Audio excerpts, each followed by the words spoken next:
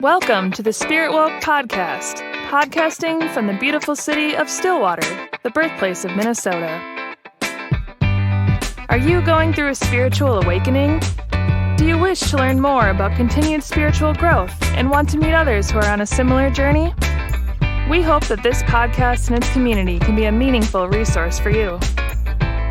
The SpiritWoke podcast welcomes special guests from around the globe who share personal stories of their awakening journey, along with details of spiritual abilities they've developed along the way. So buckle up and get ready for this exciting episode. And now, here's your host, Adam Dins.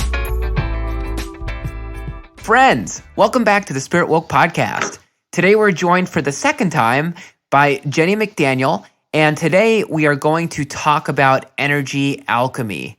Now, Jennie's a multifaceted healer. Her most used modalities include massage therapy, shamanic journeys, energy work, past life regressions, karmic healing, and channeling non-physical entities. Jennie has more than 16 years of experience and has done over 15,000 healings in her career. Jennie enjoys the time she spends recording live podcasts, which I had the honor of being a guest on Heart Over Ego Radio. And I am so thrilled and honored to have Jennie with us today. So Jennie, welcome back to the SpiritWoke podcast. Thanks, Adam, for having me. I feel so smiley and happy when you're introducing me. When you're saying those things that I practice, I'm like, it's sometimes hard to believe that after all these years, that's what I've acquired. And hearing you saying it just makes it so real. I appreciate it. You said it beautifully. Thank you. Oh, well, thank you. And love having you on the show, and Mandee as well, your partner in crime, and learning from both of you. And guys, if you haven't listened to Jennie and Mandee's first episode, which aired a couple weeks ago, it is all about past lives, past life regressions, parallel lives, reincarnation. So if you are interested in that material like I am, and you haven't heard the episode, just go to spiritwoke.com and you can type in past lives and you'll find Jennie and Mandee's episode. But today we get Jennie all by herself, and we're going to talk about energy alchemy, which is a really fascinating topic. And it's interesting because I just started reading the Kybalion, and I shared that with Jennie earlier today. Mm-hmm. And when I asked her what she wanted to talk about, even before I shared I was reading the Kybalion, she said energy alchemy. And I'm like, oh, I'm reading all about alchemy right now. And it was such a funny synchronicity. And so I'm like, okay, yeah, let's talk about that. And so that's what we're going to talk about today. So instead of talking about what we're going to talk about today, we're just going to talk about it. Sounds good. Oh boy. Can I talk? Okay. So Jennie, before we get into the full topic of energy alchemy, can you share a little bit about what energy is as you understand it? Because we talk a lot in the spiritual community about energy. So what is it? What is this thing called energy that we're always talking about? Well, it's everything. It's all things and all frequencies. And when we talk about energy, if you were in the science world, you would know that nothing is solid and nothing is physical. It's about 99% air, and which is impressive because it's quite solid. And in the energy world or the healing world, you'll hear people be like, well, your chakras are a little bit askew. Let's work on your energy centers. So it's both. It's physical tables and chakras and emotions. So we are energy. It's so fun to describe what it is to people because I'm just looking at energy all the time and wishing that everyone would realize, indeed, we are just energy in motion with intention from before we incarnated, so the desire to incarnate, all the way through until we drop our bodies, and then, of course, more intention after we get back to the non-physical.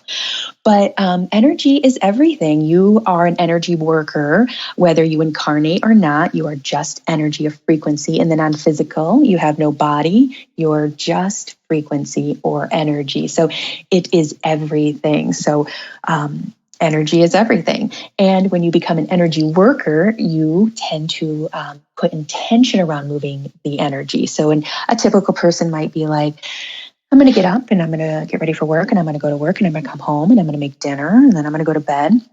Well, the energy worker might say, well, I have to do those things anyway. And that's just kind of the process of being a human most times and days in this lifetime. But I'm going to put extra intention around it. I'm going to have a glorious morning, and I'm going to enjoy this cup of tea from India, and I'm going to breathe in breath and make the intention of, I'm going to have a blissful day. So we have to be here anyway. We've incarnated, right? I guess we can exit anytime we want, really, but for the most part, we're sticking around and we're doing our thing. So putting intention around your everyday action makes you an energy worker, hyped up, like a energy worker times 100,000. So energy is everything. And when you become an energy worker, you put intention around moving the energy. Now, does the energy do exactly what you want, even if you're a kick-ass energy worker? No, it doesn't get to, we don't get to do whatever we want with it. We can put heartful intention behind it without expectation. And that's the tricky part that I think that the energy worker community gets in, which is they get really high, and it feels good, believe me, I know, to move energy and to manipulate space and to help people and to hold space. And we can do that, but we don't have full control of how long that stays or how often we can do it. And when the ego gets involved, it starts making claims. And this is where we get that false guru. Well, I had a couple good years and now I'm going to hype it up and get more followers.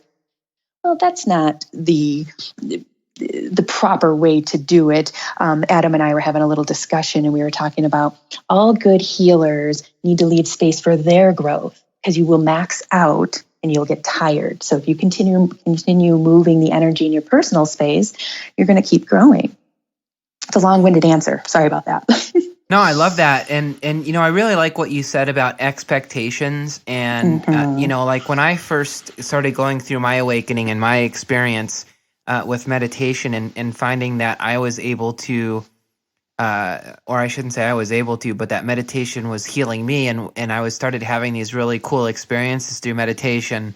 When I first started, not knowing what to expect, right? Because I think when people are new to this, they're like, they naturally don't have any expectations, because it's kind of like going to Disney World for the first time and never hearing about it, right? You just don't know what to expect. You walk in and, oh, who's that? Is that a mouse? Mickey Mouse. Yeah, it's Mickey Mouse, right? So, but what I found is that, and I think a lot of people kind of get into this is, especially with energy, is once you do experience it and you understand the power of it, you can sort of even unintentionally start getting these expectations that, and when the experience doesn't live up to that expectation, it can even be a little bit challenging, right? It can make you feel, well, what am I doing wrong? And I'm an energy being. I have this energy in me. I should be, I'm a healer, right? I should be able to heal myself and others, but like it's not working like I thought it was going to work. And then it gets discouraging, and then it gets to be like,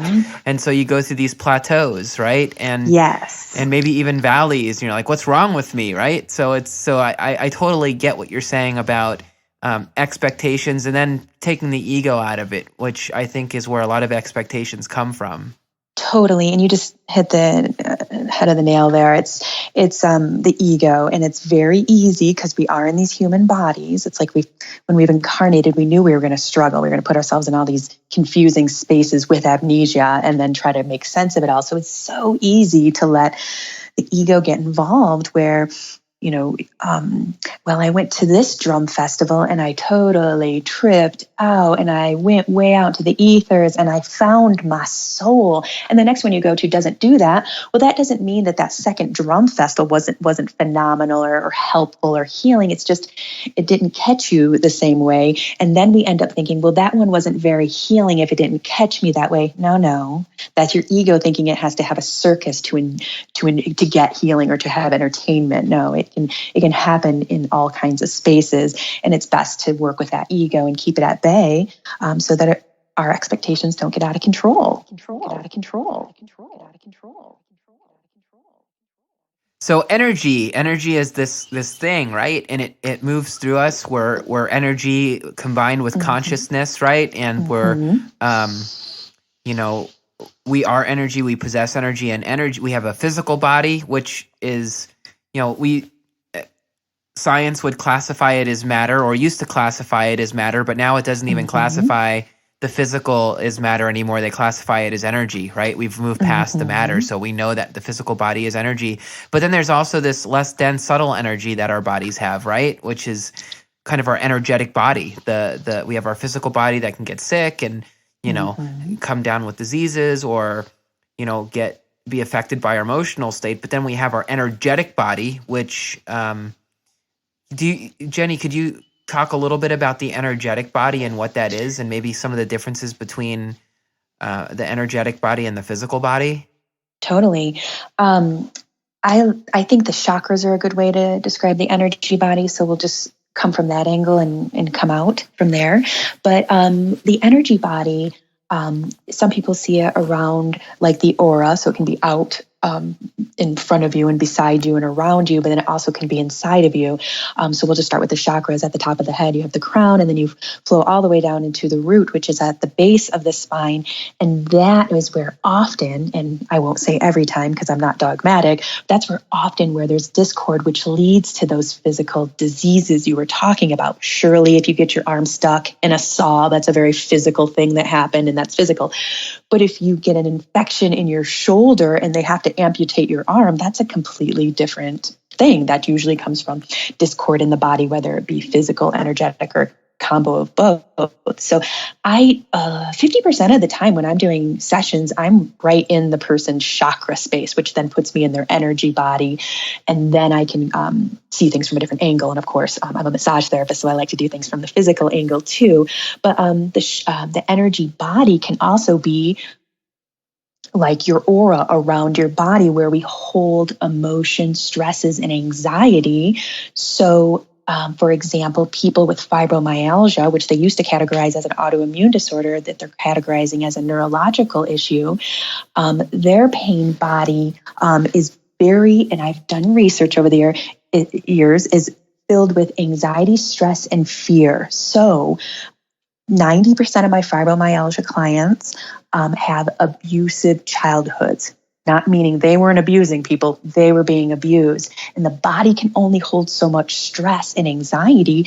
We start to store it in our body, our physical body, and then our energy body, our aura. And then oftentimes it triggers an autoimmune disorder because the body will start to react as if it's trying to defend itself from itself because it's wonkers. It goes wonky. MS is another one that's gone crazy in the last 5-10 years. The numbers are just real high. Autoimmune disorders are just off the chain. And in my 15,000 healings, most of them are massage related.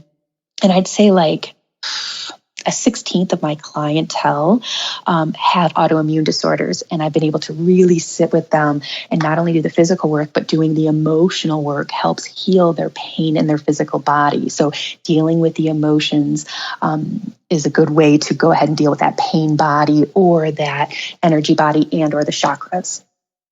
Wow, that is really deep, and it's powerful how energy can truly affect our well-being. And I think So Jennie, thank you for touching on energy, and I know we're going to talk about energy alchemy here. So before we get into the combination of both, let's talk about it. How are energy and alchemy connected? Like how does that work together? How does alchemy apply to energy?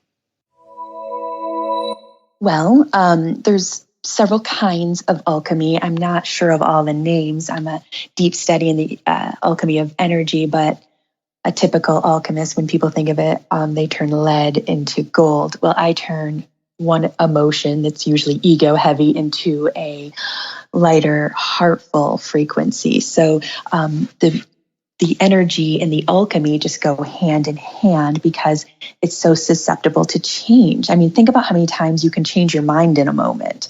I mean, that's how flippant energy can be. So when you can capture it, so to speak, harness it, and then change it into something else, it becomes energy alchemy. Energy just is. We are energy. We can't not be energy. We're moving energy. And alchemy is just the shift or the change of something. I'm sure it's meant much, much more. We could get a whole long description of it from the internet, but it's the change of one form to another. And again, lead into gold is great, and that's fantastic, and that will buy you all the robes and silks that you want. But the change of emotion is what gives us that wellness of the body and the mind, which just really is par for the course. It's part of the reason we came here, amongst other things. So energy alchemy, so powerful. And what I see it doing is it changes people's physical features. So some of my clients that I started working with a year ago are beautiful individuals, but they became more beautiful. And this is not a sales pitch. This is just when you start to release and change fear, which is a heavy frequency, into curiosity, then you start to shift the dynamics of your existence, and it becomes a lot easier. You start getting freedom from those heavy emotions, and your body responds so well. You have more energy. You look younger. Your face has less stress in it. Your body sits a different way. So it's a pretty big part of the podcasts that we do at Heart Over Ego Radio and my personal practice, as well as my personal life. I have people say to me, isn't it scary that our thoughts, our body feels and hears all of our thoughts? And I'm like, no, I don't think that's scary, because I have pretty happy, healthy thoughts. And that got me in thinking, I don't think everyone has happy, healthy thoughts all the time. That's interesting. They're not all happy-go-lucky. I'd like to help them get freedom from those heavy feelings that aren't helping them get anywhere. Fear doesn't take you anywhere. Caution is helpful. Fear doesn't take you anywhere. So that's a big part of my practice, and it's very helpful. I wouldn't keep doing it if I didn't see the change almost in front of my eyes when it's happening with the person in their body and how they hold it. It's pretty cool. So cool. I love when folks like you come on the show, and what you're talking about is something that Spirit's kind of led me to learn about outside of the podcast, and things just kind of collide, and Mm-hmm. you and I, we've been talking, not a lot, just briefly about the Kabbalion, and the Hermetic laws. But there's one principle. It's the fourth principle, Hermetic principle. It's called the principle of polarity, and in the Kabbalion, and essentially it embodies the idea that everything is dual, right? That everything has two poles, and everything has its opposite. Like all manifested things have two sides or two aspects or two poles, but they're not different things. It's not two things. It's one thing with two different poles. And part of the book talks from Hermes' teaching is that we have this energy, right? And different energy, like the difference between love and hate, right? Like love and hate are the same thing, but just two different sides of the pole. Mm-hmm. So as we think about alchemy, so in between those two different poles are different wavelengths of energy, right? They're different frequencies, vibrations of energy. And so thinking about alchemy and energy on just based on that law of polarity is it makes it easier to understand, right? Like if you were if you think about the North Pole and the South Pole, they're on opposite ends of the Earth. Well, if you want to get closer to the North Pole from the South Pole, you go up. Right? And if you want to get closer to the South Pole from the North Pole, you go down, depending on what side of the Earth you're standing on. But I assume that's similar to what you're talking about here with alchemy and energy, which means, hey, if you, Jennie, are working with a client who is vibrating at a frequency that's kind of on the lower end of the of the poles, you work with them to kind of change that vibration, right? To kind of move up into the opposite pole. It's a brilliant way to put it. I've never thought about it like that. And that is an excellent way to describe it. Yes, changing the dynamics of the frequency and moving up the pole to a higher vibration, because curiosity has a lighter, higher, more open-ended vibration than fear. Fear is closed and stressed and not open. And so when you can change the dynamics of those two, when you can slide up the pole, you're going to feel freedom. And I think that healing is kind of trendy right now, and I dig that. I'm not big into trends, but if anything is going to get trendy and I like it, it's going to be healing. And I think that it's a wonderful way to go into, but there is a lot of spiritual bypassing, and everyone's like, oh, you just smile and then you're spiritual. No, you have to move up the pole, like you were describing, oftentimes, and it's not in one foul swoop. And that's where, my lessons and teachings come in, where I'm like, building the spiritual muscle to move yourself up that pole is hard work. It's like learning to do yoga. You have those plateaus, like you were talking about. Some days it's harder, some days it's easier. But if you keep pushing and moving the energy, it will alchemize and you will get freedom. And again, it gets kitschy, this healing thing, but the reality of it is if you do the work, you will get freedom. And that's what we're after. Because once you get a taste of what it feels like to not carry around these heavy energies, fear, stress, anxiety, greed, hate, the lightness that comes from it makes it all worth it. And it's definitely worth it if you keep moving toward the healing space. And it's a never-ending thing. Hell, it's a lifetime after lifetime thing. So I always just try to meet people where they're at. Yeah, that's beautiful. That's beautiful. So Jennie, how does one begin to build the spiritual muscle needed to begin to put alchemy into practice? Yeah, it's definitely a practice, and there definitely is diligence to it. So I'll use a typical scenario that I get in my practice and explain it from there. And I'll use that as an example. Of course, no names, but I'll often get empaths knocking on my door, getting on the phone with me saying, how do I manage these emotions? They are out of control. I know I'm an empath, but what am I supposed to do with this? I can barely function. And I say, well, you have to start disciplining your emotions. Disciplining your emotions sounds like a negative thing because it makes it sound like we're not going to let them out, which is not the truth. You can discipline your child with also letting them know that you love them and that they're accepted and a part of life, a part of the family. So we live in a society where a lot of women have been repressed, not only in this lifetime, but past lifetimes. So it's a weird blend to come in and have more ego and to kind of push ourselves through, but then also to try to discipline ourselves while trying to be freeing and growthful. It's a tricky bag a lot of old soul females came in to do, old soul people.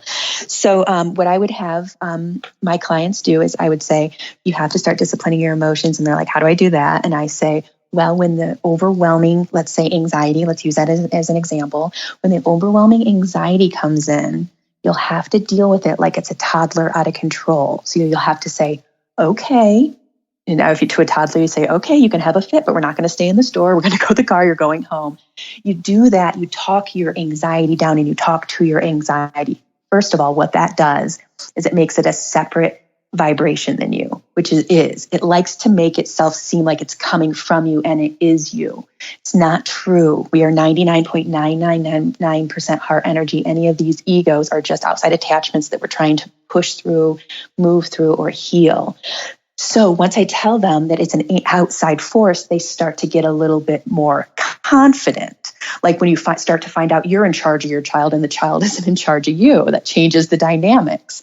So what I have them do is say, in that moment when the anxiety comes up, you notice it as a unwanted guest, you state it starts to lose its energy, and then you talk it down. You say, anxiety is created from the body to have us more alert. Well, it's mostly used for like if there were wild animals around and we needed to save ourselves and our kid. We use it too much. We don't need it as much in this time frame continuum or this date or this time frame, I guess we'll call it. So what I say is it's an outside force, and you start to talk it down. Why are you anxious? Well, I'm afraid. There's nothing that's going to hurt you in this vicinity. Take a look around. So now you're distracting yourself and you're looking around and making sure everything's safe, right? Well, you'll notice, indeed, there's no ledges, there's no men with guns or women with guns, there's nothing too dramatic. And then you start to, again, rationalize with the anxiety, and it starts to lose more energy. So the second you notice it as an outside force, talk it down and notice that it's out of control and there's nothing in your vicinity that's going to hurt you. And then I say, just to top it off, remind yourself that anxiety is like drinking poison. You might as well be just taking little bites of rat poison, because that is what it does to your body. And it might not do it as quickly, but it does that to the body. So with that knowledge, they start to be able to form A disciplinarian tactic for when the energy comes in. If it's fear, same idea. Is there anything around here that I should be afraid of? Are there any dark alleys where somebody could be hiding? No, no, and no. So what you do is you start building that muscle, and before you know it, fear comes up less, anxiety comes up less, and you can take it a step forward by, when it gets to that neutral space, bringing it into a higher dimensional energy like curiosity, acceptance, and love. So that's energy alchemy. And what I would have people do to build that muscle. That's one scenario. So let me ask you this question, because when I hear you explain that, it makes a ton of sense, and I'm actually looking forward to doing that myself when these feelings come up. I guess my question's more along the lines of, what if these feelings are sort of symptoms, or what's the right word? Not symptoms, but if these feelings exist because of, say, traumas that we've had in our lives, or areas of our lives that are unhealed, and that's why they're rendering. Does talking to and these emotions, or building that muscle as you described it, does that help us heal those traumas, or are those two different things? Is it one kind of like disciplining your energy and your emotions, and then the other part is healing it, or do they go hand in hand? They go hand in hand in my experience. So, beautiful question, by the way. It helps me start before my exercise. So if someone deals with anxiety, it can be, again, oversensitivity, childhood trauma. It can be a lot of things. Well, what you are going to have a really hard time doing is healing in ego energy. You can do it, but it's very, very difficult. It's like swimming with weights on your ankles. So what we do is we clear the space and the energy and get control, for the most part. We can't control it all the time, our emotions, so that we can see things more clearly and make sense of things from a more open-ended and eye-opening perspective, as opposed to that anxiety response or trauma response. So yes, it's like, and again, we'll use the toddler. The toddler is freaking out. We can't get anything done. Who can even think? Who can even think when someone's screaming real loud near you? I can't. So it's like getting the toddler to calm down isn't going to heal what was wrong with them, but it's going to help us make sense of what's going on and maybe get a word or two from them of what's going on. We can't get anything done when we're in these anxiety-ridden, anxious, overwhelmed, fearful spaces. I mean, you can get some stuff done, but it's not real productive. So yes, I think they go hand in hand. And of course, that's one technique. And if someone has serious trauma from childhood, they probably on some level know, if they're not already, that there's going to need, potentially need to be some psychological help or spiritual help of that nature. So the technique that I described paired with other healing modalities is helpful. And that technique just in itself is a wonderful way to get that crazy vibe down so that we can see and start making sense and then lead our lives. Again, even if it doesn't take away the trauma from our childhood or another experience, at least now we're coming in level-headed as opposed to underwater with emotion. Yeah, I love that. And it makes sense when you talk about, when we talk about energy alchemy, that it's not that there's multiple different pieces, right? Like there's the getting control of emotions, but there's or building that muscle, but there's also healing the things that are causing that muscle to hurt, if you will, right? So, and I love your perspective too on that. Look, it may not be just one modality of healing that you need. I think sometimes there's this belief in the spiritual community that, well, all I need to do is go to Reiki and everything will be better, right? Or because a lot of times that's how it's sold, and that's how it's talked about. But it's kind of like if you think about Western medicine, and here we are talking about Western medicine on a spiritual podcast, but if you have an earache, you go to an ear doctor. If you have heart problems, you go to a cardiologist, and and maybe you go to multiple doctors for one thing. It just depends. But I think that same expectation isn't necessarily applied as it relates to spirituality and sort of, dealing with that energetic body that we have. I wholeheartedly agree. I've been in the business for about 17 years now, and it's amazing the amount of dogma in the spiritual community, because I'll meet people be like, well, essential oils will heal everything. It's the answer to everything, and you should do it too. And I'm like, do you hear yourself? That is a crazy statement to make. I don't care how much you love essential oils. They are a tool for health, just like all the other ones. And you're right, in the spiritual community. And I think it's difficult too, because we don't have necessarily insurance. It's not covered by insurance. So like the Western medicine, if they have heart condition, they'll send them to a couple specialists, or maybe different kinds of doctors. And that's covered under insurance, and people pay out the nose for it, but it's covered. Well, in the spiritual community, or the spiritual modalities, very often we don't take insurance. So people are paying out of pocket. So they're already paying their $75 for massage, their $75 for their energy session. Now the community wants them to pay $75 more to see a nutritionist, or whatever, we're suggesting. Well, that's not so weird to see 3 doctors, but when you're paying out of pocket, it becomes overwhelming. And that's why some of my favorite healers do many modalities, so they can cover a few of them for you, and you don't have to go see so many. And you'll find that with older, meaning been in the game longer, older healers, older healers will have usually, anywhere from 5 to 15 modalities under their belt, depending on how much they practice and what they were into. So it's nice to find healers that can do multiple things. That cuts down on the cost. But yes, you're right. And you are describing what I see for myself here in New Mexico. Before I moved here years ago, like 8 years ago, before I moved here, I saw myself coming here and opening up a clinic that had 15 different modalities in it. And we all tossed the clients around like they were rag dolls, in a good way, meaning we all sat with them and held space for him. Or we would have, 15 healers at a table with one patient. It might only be a 20-minute meeting, but they would tell us their problems. So they'd tell us all their issues. And we'd say, okay, looks like you need a chiropractor, a psychologist, and a energy worker, or whatever, So I would have all of these healers under one house, and whatever that client would need, they would get the help they would need. If they needed 6 healers, they'd get 6, because I believe that you can't just come at it from one angle. You have to come at it from many. And I think we are moving in that way as far as the spiritual community and the healing community.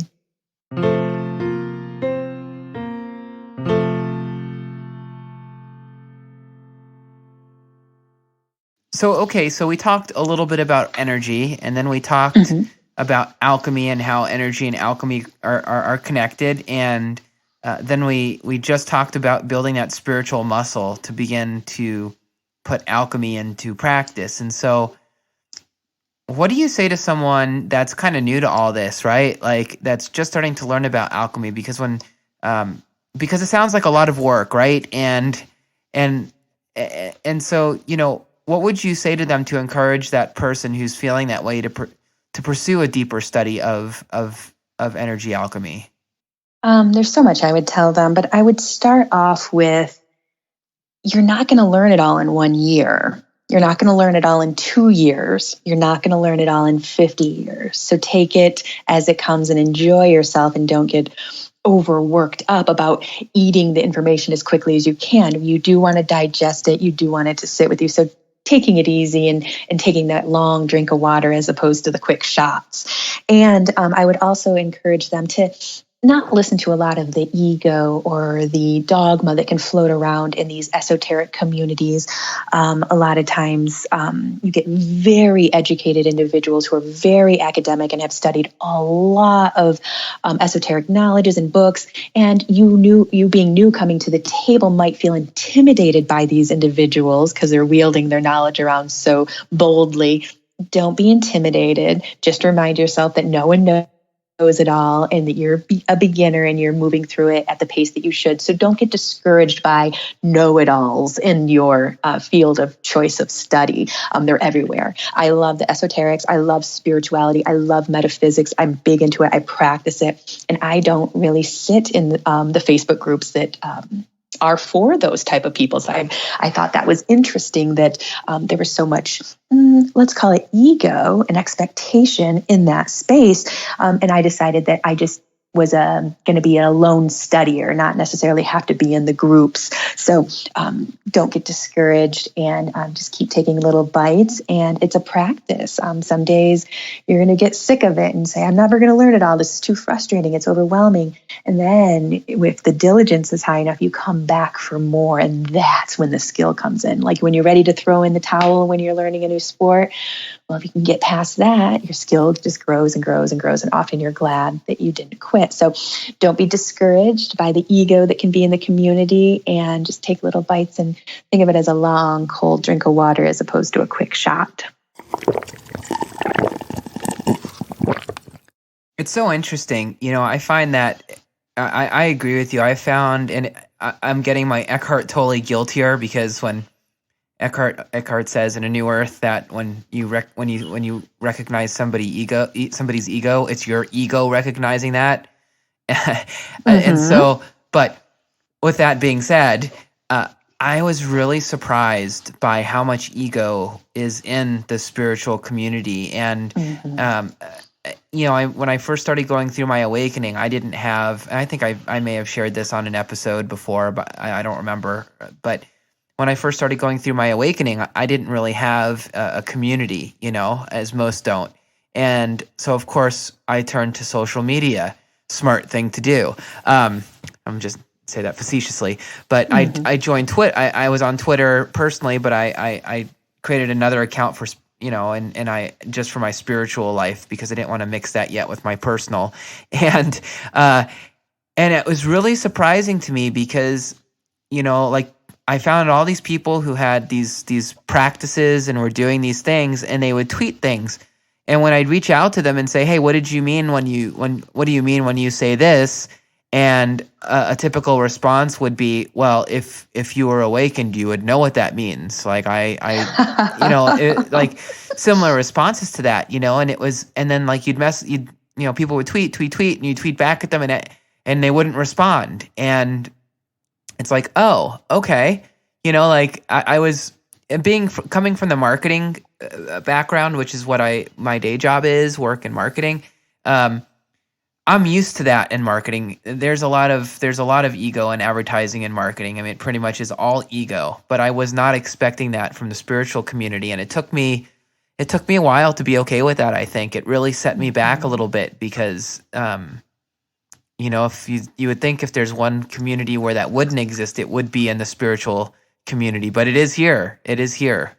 No doubt. And I wanted to go over a little bit of what Eckhart Tolle had said, when you notice somebody else's ego, it's just your ego. And that opens up a wonderful space to talk about the ego being a tool if it's managed. So guess what? When you say things like, I want ice cream, that's your ego wanting something. And it's not detrimental. You're not hurting anyone. I mean, if you're trying to lose weight, maybe it's not the best thing to do, but it's just a very basic, harmless ego desire. Now, if you say things like, I want to hurt my neighbor, that's a negative ego. That's the polar opposite. Like we were talking about those poles. That's the opposite of the heartful space. So you can use ego as a tool to help you differentiate what you're interested in. And I had to learn my discernment and my differentiation skills quite early on, because I don't see a lot. Some psychics will be very clairvoyant and they'll see a lot of things. I don't do that. So I'm dealing with energies that I can't see, but I can feel. And so I had to start to learn the difference between my spirit guides and just random entities that I didn't necessarily want to talk to. Not that I didn't like them. So I was using my ego to sort out if the frequency was high enough for me to talk to. Well, that didn't hurt anyone. That was a wonderful skillful ego there. But again, the ego can be a damaging tool by saying things like, well, if you knew the answer, you're clearly not woke because you don't know the answer. That's really terrible ego. It's just very interesting how the ego gets a bad rap, but if used properly, it's a wonderful tool, just like a knife. It can stab someone, but it can also cut you a little chunk of bread off for dinner, Yeah, it reminds me of the the Christian saying, and from the Bible, where it says, "You'll know a tree by the fruit it bears," and how it's really applicable, outside of Christianity. but it's true. And I think in the spiritual community, it's important to look at the fruit that a tree bears, right? And pay attention to it, because, you talk about like using intuition, right? A lot of times you can just see it. Like you can see that oh wow, that fruit doesn't look so tasty. That fruit kind of looks a little spoiled. So maybe I'm going to avoid that for eating any of that, right? And I'm going to go to the tree where the fruit is fresh and it looks healthy, and but yeah, and that's wisdom. That's wisdom. That's building your wisdom. You wouldn't know that mushy fruit isn't good unless you've tried some mushy fruit or some rotten fruit. And you're like, okay, I don't like that. It's all learning. And then now you use your discernment. I want the fresh fruit. Yeah, and I love too, I'm so glad you brought up what you did about the ego, because I do feel like we like to beat up the ego a lot. We like to the bullies, it's almost like the spirit's the bully and the ego is the kid that we that gets bullied all the time. It's like, well, you got to kill the ego. You got to kill it. You got to kill it. You got to shut it up. You got to quiet it. And I love that you remind us that the ego isn't like a bad thing. The ego is part of who we are, and it's we love our ego. It's we wouldn't be who we are without our ego. It's an integral part of our of our being. And I feel like as we become more spiritually centered, I feel like, before we become spiritually centered, our ego does a lot of the driving because it has to.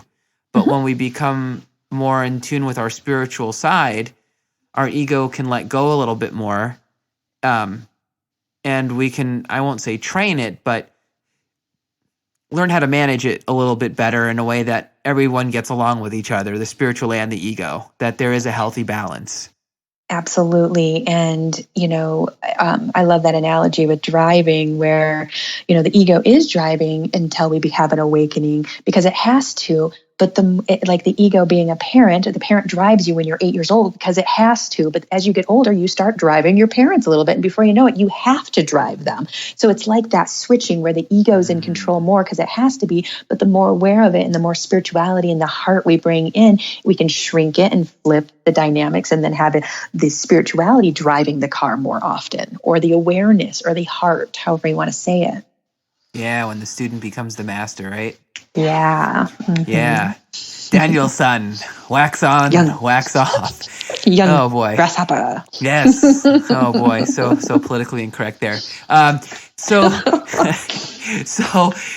Jennie, let's finish off the topic of energy alchemy. What should people who are practicing energy alchemy or energetic alchemy look out for? Pitfalls, things they should avoid. I know we just talked a lot about the folks with the ego out there that are that definitely we need to look out for. But what other things should we look out for? Well, I feel like I've ran across a lot of people who do a lot of schooling, but not a lot of doing. So I feel like, and if you're going to get a doctorate, you have to sit through 11 years of schooling to do the doing, and I'm sure you do a little while you're doing it. But when you go to energy courses, you practice while you're there. But if you don't continue the practice, that's not going to grow. So unless you're doing it at home regularly, it doesn't get a good opportunity to grow. And Edgar Cayce has a quote on the internet. I can't remember exactly how it goes, but it's something like, the best way to build your skill is to practice. Just end of story. That's just how you do it in these physical dimensions. So I would say don't fall in the pitfall of you have to keep taking classes to learn because you feel like you don't know enough. Practice what you do know while continuing to learn, as opposed to making it a destination. Well, once I take this Tai Chi class, I'll be more prepared and I'll start my practice. Oh, wait. After I take this weekend retreat and I center myself, then I'll start my practice or start putting energy in my practice. No, you can do those things while doing your practice. So what I've noticed that sometimes schooling and courses can become a distraction. Can be. So just be careful of that. And energy is easy. People think there has to be some master way to do it. And there can be, but it's a very easy practice at its core, which is even science will say that prayer moves energy or has an effect. Well, that's what energy work is. You want to send your grandma energy work across the state because you don't get to see her very much? Think about her.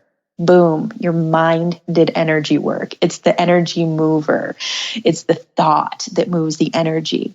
You don't have to you can, but you don't have to sit Indian style with 16 incense burning at the stroke of noon to send the energy properly. You can, but you don't have to. And I think that's another pitfall of, well, if I don't have my drum and I don't have my sage and if I don't have my crystal ball, then I can't do my work. No, you can. Those are just tools. If you prefer to do it with that, that's one thing, but don't get sucked into, I have to. It's just dogma.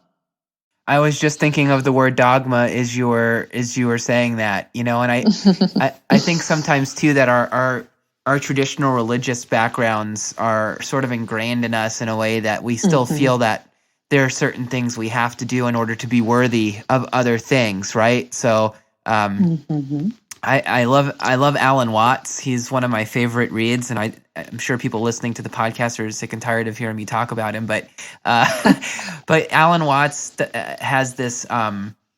He talks about how enlightenment can just happen in a moment, right? And and really, when we try to become enlightened, it doesn't work because it's the ego with want, right? Like when we want something, we want something to happen, that is the root of suffering, right? Is wanting. And so by simply wanting, I mean, he even goes as far as saying when you try to meditate to achieve a certain spiritual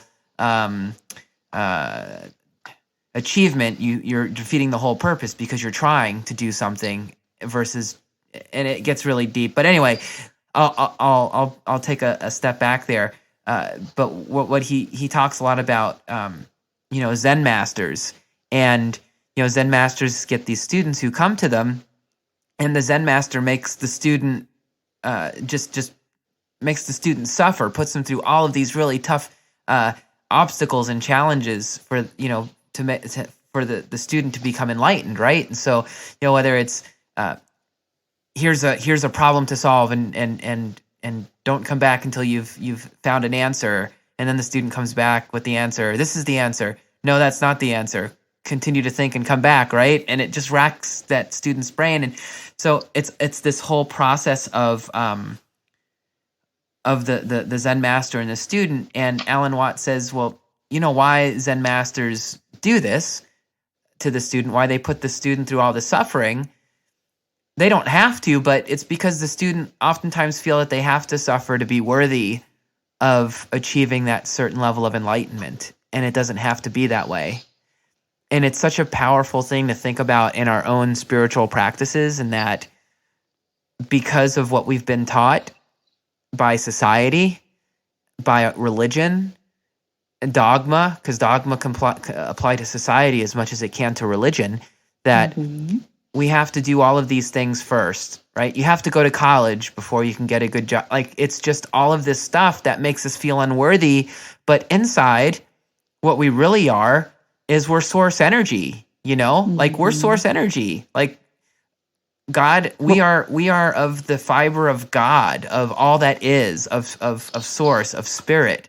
And to feel like we have to, that we're not good enough is such a terrible poison. But it's definitely something that is real, and it's out there, and it's tangible, and it's something that we all have to deal with, or a lot of us have to deal with for sure. Yeah, and that's one of my favorite things to do is to break down social and religious and political constructs. And it's what they are. They're put in place and they're not always helpful. Well, why do you have to go to college if you're a trade skill master and you can create magic with wood in your hands? Why would you have to go to college? I mean, if you want to, go ahead, but why would you force anybody to do something or push somebody to do something that might not be helpful for them? I see it all the time with my friends back home in Michigan. Go to college, get married, have a baby, and oftentimes the rest of the story that's not told is then get divorced and married again, and then divorced and then married again. That's usually the process, because who knows who they are at 24. Sometimes it works for people. That's great. If you really want to be a mom and that's what you want to do and that's all you want to do, that's great. But I didn't really fully engage with knowing myself until I was in my 30s. And I was a healer before that. Like, I was a physical, energetic, emotional healer. And I was doing the work while doing the work for other people. I was doing the work on myself. And the awareness came in my 30s. And I was like, gosh, they say we're adults at 18, but I'm going to venture out and say that we're not quite adults until we're about 33 or something like that. Yeah, we're adults at 18, so we can join the military and go fight for our country, right? Exactly. And I say that as a veteran who served in the military. So, but you're not an adult enough to go drink alcohol, though. Yeah, but you're adult enough to go fight for your country. Well, that is some really awesome, incredible information that you've shared with us on energy alchemy, and I think it really provides a lot of context to it. Can't believe we've been talking for almost an hour already. Jennie, is there anything you'd like to plug or share with the audience? What you're up to, what you're doing, where you'd like people to go to learn more about you and all of your amazingness? Well, you can go to any podcast app and find me at Heart Over Ego Radio. We have 6 shows a week for your spiritual advancement and all kinds of healers that I handpicked to put on the network that are just very heartful. And it's all free, and we're here for you. So check us out. I'm in the Alchemy Sisters and Everyday Psychic Radio. Those are my 2 shows on the network. And then, of course, there's about 5 other ones. And I just appreciate everyone for listening. And I thank you, Adam, for having me on. And I'm Jennie McDaniel. And if you want to contact me, you can contact me at heartoverego@gmail.com, or you can find me on Facebook at Jennie, JENNIE. _McDaniel, and I think there's a 2 behind it. You can find me there. I have a lot of fun on there, posting funny memes and joking it up. Adam and I sometimes joke about some of the memes. It's fun. Yes, memes are such an amazing invention. So the other thing too is, if you're like me and you're old and you don't like remembering all of those different websites, you can Google Heart Over Ego Radio and Alchemy Sisters and anything else that Jennie just mentioned, and Google will take you right to all of those different properties. And I will make sure to list links on our podcast page on SpiritWoke.com. So you can definitely go to SpiritWoke.com and search for Energy Alchemy, and you'll find Jennie's this episode, and then you'll find the links on how to get a hold of Jennie and all of the incredible things she's up to. So with that being said, Jennie, thank you so much for taking time today to spend with us and to teach us, and to I know it's an energy exchange, and I know everyone who's listening, on behalf of everyone, thank you so much for doing so. I appreciate you. Thank you for having me. The pleasure is all on this side of the microphone. And so, all right, everyone. Well, we're going to wrap up here. Until next time, be well, take care of each other, and we will see you on the flip side.